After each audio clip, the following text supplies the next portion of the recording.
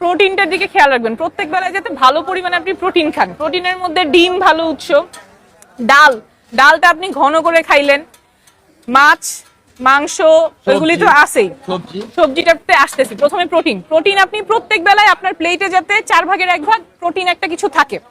আমরা সেটা ডাল দিয়ে কভার করি, কিন্তু পাতলা ডাল দিয়ে কভার করি, ওইটা না করে ঘন ডালটা যদি থাকে, সাথে আপনি মাছ রাখলেন, মাংস রাখলেন, বা যেটা যেই বেলায় হইলো, কিন্তু ডালটা আপনি প্রায় প্রতি বেলায় খাইতে পারলেন। এটা গেল 1। এরপরে আপনার সবজি, আঙ্কেল যেটা বলতেছিলেন, সবজি আমরা যেটা করি এটা হচ্ছে আপনারা যারা রান্না করতে পারেন তাদের জন্য ভালো, অথবা বাসায় যে রান্না করে তাকে এটা একটু বলতে হবে।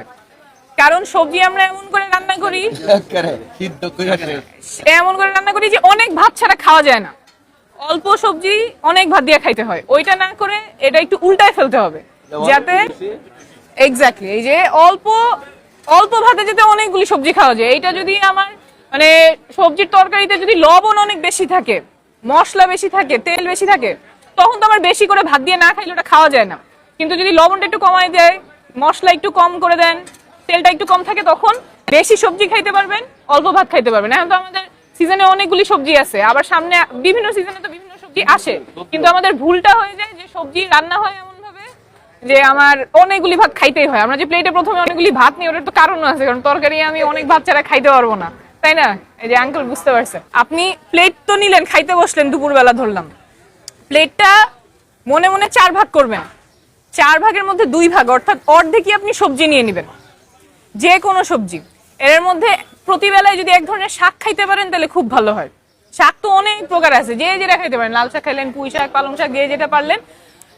কিন্তু শাকও আবার যদি ভাজি হয় লবণ দিয়ে মশলা দিয়ে অনেক, তখন আর অনেক ভাত খাওয়া লাগে। সেইটা না করে আপনি সবজি নেবেন অর্ধেক, এর মধ্যে সালাদ করে ফেললেন টমেটো শসা দিয়ে, ওইটাও যদি থাকে, কিন্তু আপনার প্লেটের অর্ধেক রাখবেন সবজি, 4 ভাগের 1 ভাগ রাখবেন ভাত, 4 ভাগের 1 ভাগ হচ্ছে যে প্রোটিন, যেটা দিয়ে শুরু করছিলাম, ডাল মুরগি যেটাই হয়। আর আপনার ভাতটা যেটা, এটা যদি আপনারা ব্যায়াম করেন, যদি এই চেঞ্জটা করতে পারেন তাহলে খুব ভালো। একটু কঠিন, ব্রাউন রাইস, এক্স্যাক্টলি। কেউ ব্রাউন রাইসে আসেন? কেউ মাঝে মাঝে, ঠিক আছে, মাঝে মধ্যে ওটাও ভালো। মাঝে মধ্যে যেহেতু করতেছেন, একটা চর্চা আছে। আপনি সকাল থেকে আমার আরম্ভ করেন, নাস্তার থেকে কিভাবে আমরা, আচ্ছা, নাস্তার থেকে আমরা কিভাবে আরম্ভ করব? আচ্ছা, আগে যে মেইন মিলটা তো হয়ে গেল, আপনি মেইন মিলে তাইলে চালটা কি করবেন বলেন?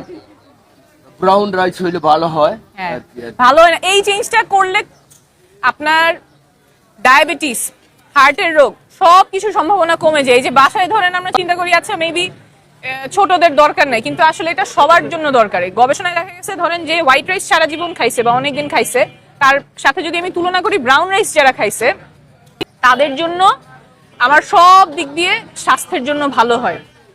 আপনার রোগ শোকের সম্ভাবনা কম হয়, ডায়াবেটিস থেকে শুরু করে হার্ট ডিজিজ এবং ডায়াবেটিসের যে জটিলতা, যাদের ডায়াবেটিস আছেও সেই জটিলতাগুলিও কমে যায়। কারণটা আমি এখানে বলে দিই।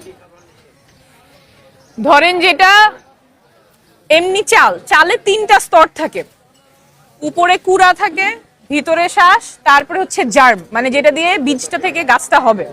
3টা স্তর। বাইরেরটাতে থাকে ফাইবার, মাঝখানেরটাতে থাকে শর্করা, ভিতরের থাকে অনেক ভিটামিন মিনারেল, কারণ ওটা থেকে গাছটা হবে। এইটা হচ্ছে লাল চাল, ঠিক আছে? 3টা স্তর আছে, 3টা স্তরে বিভিন্ন ধরনের পুষ্টি আছে। কিন্তু যখন এটা সাদা চালে যায় তখন কয়টা থাকে জানেন? একটা, শুধুমাত্র মাঝখানেরটা থাকে।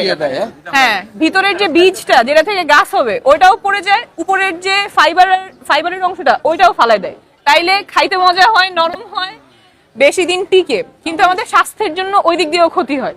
তো তাইলে আমার 3টা স্তরই যদি থাকে, তাইলে যেই কারণে স্বাস্থ্যের জন্য ভালো। যখন শুধু আপনি ভিতরের অংশটা খাইতেছেন, সাদা চালটা খাইতেছেন, ভাতটা খাওয়ার পরে ঘুম আসে না, কারণ আপনার সুগারটা এইরকম করে বাইরে যায়, কারণ ওটার সাথে তো আর কিছু নাই, শুধু শর্করা আছে। সুগারটা এরকম করে বাইরে যায়, তখন বডি অনেক ইনসুলিন ছাড়তে হয়, সুগারটা ঠাস করে কমে। এই যে হঠাৎ করে বাড়ে, হঠাৎ করে কমে, তখন এই যে ঘুমটা খাইতে তো তাই বই লেগে তো পারি না, এই বউ তো সাদা চাল লাল চাল খায় না। এটা একটু বুঝাই বললেই হবে।